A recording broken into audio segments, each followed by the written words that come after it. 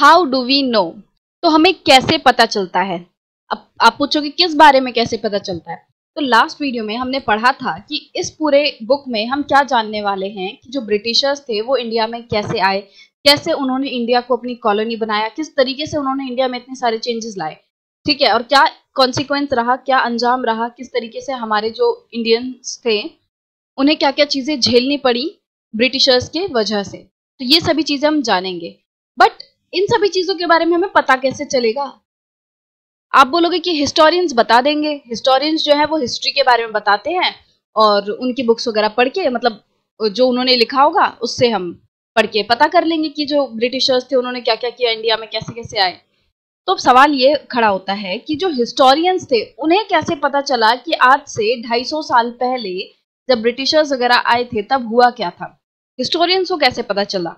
तो आने वाले कुछ सेक्शंस में हम यही जानेंगे कि जो हिस्टोरियंस हैं उन्हें किस तरीके से ब्रिटिशर्स के बारे में पता चलता है, वो किस तरीके से हमें ये बताते हैं कि आज से 250 साल पहले क्या क्या हुआ था। ठीक है, तो पहला है एडमिनिस्ट्रेशन प्रोड्यूसर्स रिकॉर्ड्स, कि जो एडमिनिस्ट्रेशन रहता है, जो प्रशासन रहता है, वो रिकॉर्ड्स बनाता है। अब कैसे रिकॉर्ड्स बनाता है, क्यों रिकॉर्ड्स बनाता है, तो देखो one of the important source is the official records of the British administration. पहला इंपॉर्टेंट सोर्स, किस चीज का इंपॉर्टेंट सोर्स, ये पता करने का कि आज से 250 साल पहले क्या हुआ था, जब ब्रिटिशर्स आए थे उनके बारे में जानने का एक इंपॉर्टेंट सोर्स है official records of the British administration. मतलब ब्रिटिशर्स के टाइम पे जो प्रशासन रहता था वो पूरा ऑफिशियल रिकॉर्ड बनाता था, चीजों को रिकॉर्ड करता था, और उन रिकॉर्ड से आज हम पता लगा सकते हैं कि उस टाइम पे क्या क्या होता था। जो ब्रिटिशर्स थे वो बिलीव करते हैं इन द राइटिंग, मतलब कि उनके लिए चीजों को लिखना, जो भी इंपॉर्टेंट चीजें हैं उनको नोट करना बहुत ही ज्यादा इंपॉर्टेंट होता है। वो ये मानते थे कि कोई भी इंपॉर्टेंट चीज है उसको तुम लिख लो, ठीक है। Every instruction, plan, policy, decision, agreement, investigation had to be clearly written up.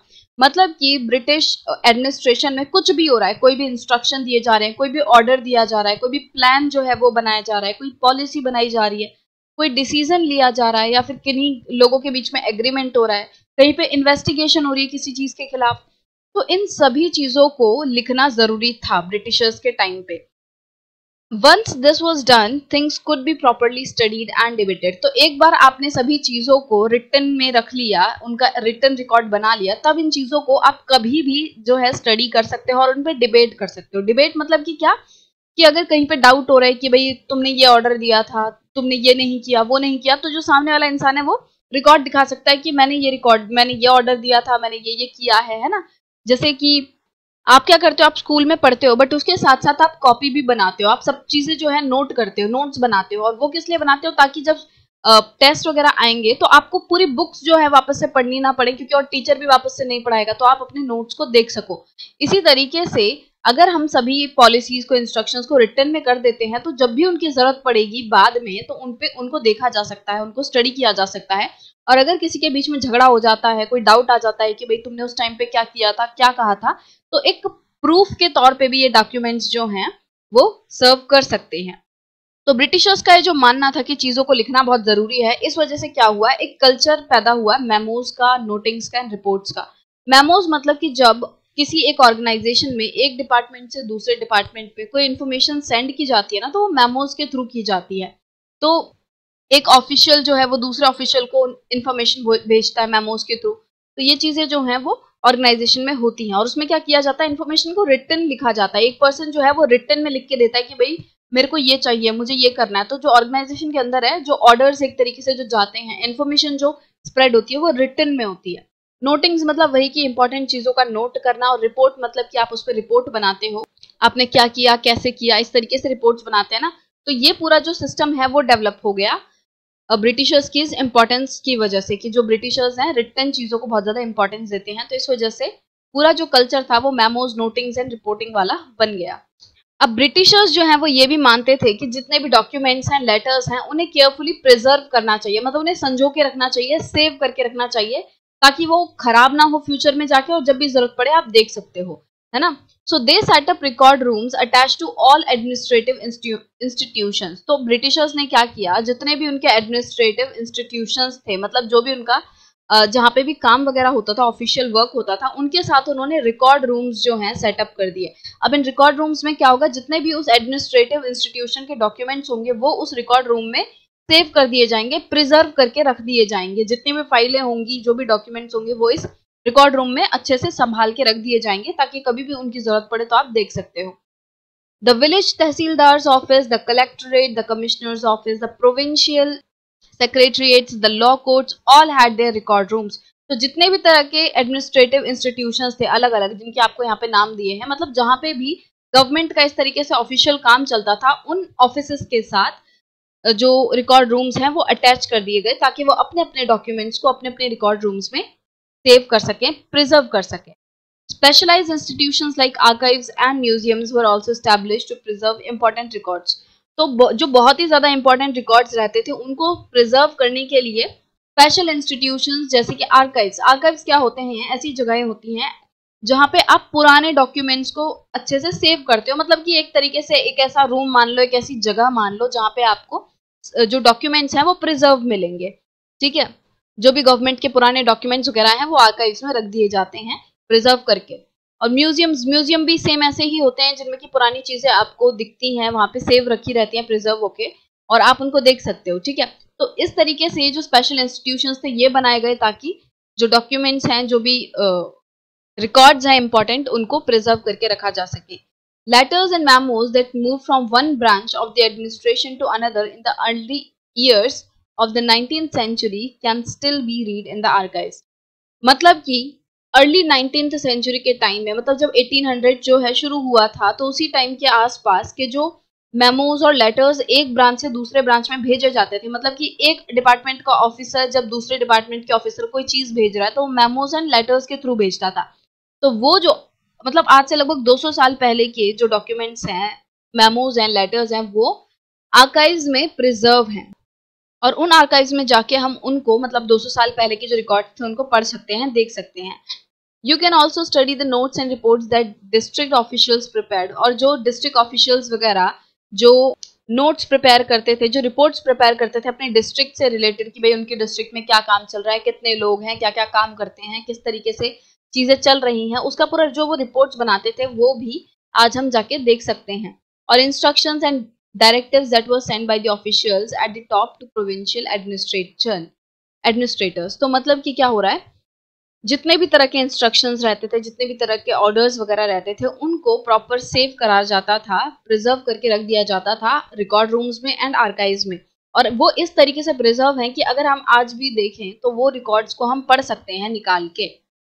So early years of 19th century में क्या हुआ कि ये जो डॉक्यूमेंट्स थे उन्हें बहुत ही ध्यान से कॉपी किया जाता था। मतलब जो इंपॉर्टेंट डॉक्यूमेंट्स है ना, जो कि बहुत ज्यादा जरूरी हैं और जिनको लोग आगे तक, जो ब्रिटिशर्स हैं वो चाहते थे कि इन्हें फ्यूचर तक जो है सेव किया जा सके, तो उसके लिए क्या किया जाता था, उनको कॉपी किया जाता था। तो जो कैलीग्राफिस्ट होते हैं वो इन सभी डॉक्यूमेंट्स को कॉपी करते थे। और कैलीग्राफिस्ट कौन होते हैं, ये ऐसे लोग होते हैं जो कि बहुत सुंदर राइटिंग लिखने में माहिर होते हैं।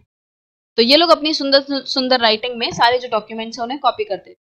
अब मिडिल 19th सेंचुरी के टाइम तक क्या हुआ, मतलब कि जब 1850 के लगभग क्या हुआ, जो प्रिंटिंग प्रेस है वो जो है बहुत ज्यादा स्प्रेड होने लग गई, कि चीजों को प्रिंट करना बहुत ही चलन में आ गया। और इस वजह से क्या हुआ, जो ब्रिटिशर्स थे अब कैलीग्राफिस्ट को मतलब कॉपी करने के बजाय वो क्या कहते थे कि जो पूरा डॉक्यूमेंट है उसे प्रॉपर प्रिंट कर लो। तो पहले जो कैलीग्राफिस्ट थे वो पूरा हाथ से सब चीजों को कॉपी करते थे, बट प्रिंटिंग के आने के साथ क्या हुआ, उन चीजों को हाथ से कॉपी करने के बजाय प्रॉपर प्रिंटिंग करने लग गए, और इससे जो है और भी चीजें आसान हो गई। तो जो इंपॉर्टेंट डॉक्यूमेंट्स थे वो जल्दी से कॉपी हो जाते थे और एकदम एग्जैक्ट हो जाते थे, उनमें एरर होने का भी कोई डर नहीं रहता था। तो आप यहाँ पे पिक्चर देख सकते हो, ये नेशनल आर्काइव्स ऑफ इंडिया है जो कि 1920s में बनी थी। जब नई दिल्ली बना था तो उस टाइम पे क्या हुआ, जो नेशनल म्यूजियम है और जो नेशनल आर्काइव्स है, मतलब कि पूरे देश से रिलेटेड जो इंपॉर्टेंट चीजें हैं उनको जिन इंस्टीट्यूशंस में सेव करके रखा जाता है, म्यूजियम और आर्काइव्स, इनको जो विसरेगल पैलेस है उसके पास रखा गया था, सिचुएट किया गया था। अब उनको विसरेगल पैलेस के पास क्यों सिचुएट किया गया था, ताकि अगर ये पैलेस के पास रहेंगे तो पैलेस में जो भी काम हो रहा है वो उन डॉक्यूमेंट्स को आसानी से एक्सेस कर सकते हैं। मतलब कि जो कोई भी अगर जरूरत है तो आसानी से जो पुराने डॉक्यूमेंट्स हैं उन्हें लाया जा सकता है। तो इसीलिए ये जो नेशनल आर्काइव्स एंड जो नेशनल म्यूजियम थे उन्हें विसेरेगल पैलेस के पास लोकेट किया गया था। और इससे हम ये जान सकते हैं कि नेशनल म्यूजियम एंड आर्काइव्स की कितनी ज्यादा इंपॉर्टेंस है। तो यहाँ पे एग्जाम्पल दिया हुआ है कि किस तरीके से जो रिपोर्ट्स है वो एक डिपार्टमेंट से दूसरे डिपार्टमेंट को दी जाती थी। तो देखो, reports to the home department, तो इसमें क्या हुआ 1946 में जो कॉलोनियल गवर्नमेंट थी, मतलब जो ब्रिटिशर्स थे, वो इंडिया में क्या हो रहा था उस टाइम पे, जो रॉयल इंडियन नेवी है ना, उन्होंने एक तरीके से बगावत कर दी थी। कि मतलब जो इंडियंस नेवी में काम कर रहे थे, वो जो इंडियन नेवी है उन लोगों ने इनकी बात मानने से इनकार कर दिया था। तो म्यूटिनी मतलब क्या होता है, यहाँ पे लिखा है in 1946 the colonial government in India was trying to put down a mutiny that broke out on the ships of Royal Indian Navy. तो वो कह रहे हैं कि इस टाइम में क्या हुआ, 1946 में जो रॉयल गवर्नमेंट थी, मतलब कि जो कॉलोनियल गवर्नमेंट थी, वो एक म्यूटिनी को रोकने की कोशिश कर रही थी। म्यूटिनी मतलब कि जब सैनिक विद्रोह करने लग जाते हैं, बगावत करने लग जाते हैं, जब वो अपनी ही जो कमांडर्स होते हैं उनकी बात मानने से इनकार कर देते हैं। तो जो रॉयल इंडियन नेवी थी उसने ऐसा किया। वो लोग अपने ये जो कमांडर्स वगैरह थे, जो ब्रिटिश कमांडर्स होंगे, उनकी बात मानने से उन लोगों ने मना कर दिया, एक तरीके से बगावत छेड़ दी। और जो ये कॉलोनियल गवर्नमेंट थी वो कोशिश कर रही थी कि किस तरीके से इस बगावत को रोका जा सके।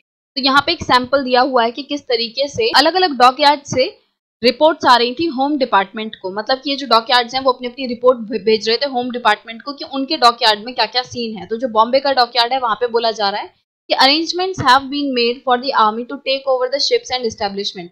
वो कह रहे हैं कि जो हमारी आर्मी है उसके लिए पूरे अरेंजमेंट कर दिए गए हैं ताकि आर्मी इन शिप्स में, जिन शिप्स में जो इंडियन नेवी के जो लोग हैं वो बगावत कर रहे हैं, म्यूटिनी कर रहे हैं, तो उन लोगों को ताकि पूरा कंट्रोल में किया जा सके उन शिप्स को और उन एस्टेब्लिशमेंट्स को। तो उसके लिए इंडियन आर्मी के लिए जो अरेंजमेंट है वो कर दिए गए हैं। Royal Navy ships are remaining outside the harbour, और जो रॉयल नेवी की शिप्स हैं उनको हार्बर से बाहर ही रोक दिया जा रहा है। कराची वाले जो हैं वो अपनी रिपोर्ट भेजते हैं, वो कहते हैं कि 301 म्यूटिनियर्स जो हैं उन्हें अरेस्ट कर लिया गया है, और कुछ जो ऐसे लोग हैं जो बहुत ज्यादा स्ट्रांगली सस्पेक्टेड हैं उन्हें अरेस्ट करना बाकी है, और जितनी भी स्टैब्लिशमेंट हैं वो मिलिट्री गार्ड के अंदर हैं। तो ऐसा कराची वाले लिख के भेजते हैं। फिर विशाखापट्टनम, मतलब वैसे ये जो है विशाखापट्टनम की बात कर रहे हैं। The position is completely under control. ये कह रहे हैं कि जो पोजीशन है वो यहाँ पे एकदम कंट्रोल में है, सब कुछ एकदम कंट्रोल में है, कोई भी वायलेंस जो है यहाँ पे अभी तक नहीं हुआ है। मिलिट्री गार्ड्स जो हैं उन्हें शिप्स एंड एस्टेब्लिशमेंट में प्लेस कर दिया गया है। मतलब कि जो मिलिट्री गार्ड हैं उन्होंने शिप्स में और एस्टेब्लिशमेंट में अपना अपना कब्जा कर लिया है ताकि कोई भी जो नेवी के लोग हैं वो बगावत और ना करें। और no further trouble is expected except that a few man may refuse to work. तो वो कह रहे हैं कि वैसे अभी तो ऐसा लग नहीं रहा कि कोई आगे दिक्कत होगी, बट हाँ हो सकता है कि कुछ लोग जो है वो काम करने से मना कर दे। तो आपने देखा कि किस तरीके से अलग अलग जो डॉकयार्ड्स थे, बॉम्बे डॉकयार्ड हो गया, कराची का हो गया, विशाखापट्टनम का हो गया, उन्होंने अपनी अपनी रिपोर्ट भेजी होम डिपार्टमेंट को, और उन्होंने अपने वहां का जो सीन चल रहा था, क्या वहां पे सिचुएशन थी, उसको बताया। तो इस रिकॉर्ड से हमें इस तरीके से पता चला कि उस टाइम पे किस तरीके से जो इंडियन नेवी के लोग थे वो किस तरीके से बगावत करते थे और किस तरीके से उन्हें रोकने की पूरी कोशिश की जाती थी, है ना। तो हमें मतलब कि जो रिकॉर्ड्स हैं, जो ब्रिटिश गवर्नमेंट ने उस टाइम पे रिकॉर्ड्स वगैरह बनाए जो कि आज तक भी प्रिजर्व हैं, उनसे हमें काफी कुछ पता चलता है। तो हिस्टोरियंस क्या करते हैं, उन डॉक्यूमेंट्स को वो स्टडी करते हैं और फिर हमें बताते हैं कि उस टाइम पे क्या हुआ होगा। ठीक है, तो एक जो तरीका था आज से 250 साल पहले की बात जानने का, ब्रिटिशर्स के रूल के बारे में जानने का, वो ये था कि हम उनके एडमिनिस्ट्रेशन में हुए जो रिकॉर्ड्स वगैरह हैं उनको पढ़ सकते हैं।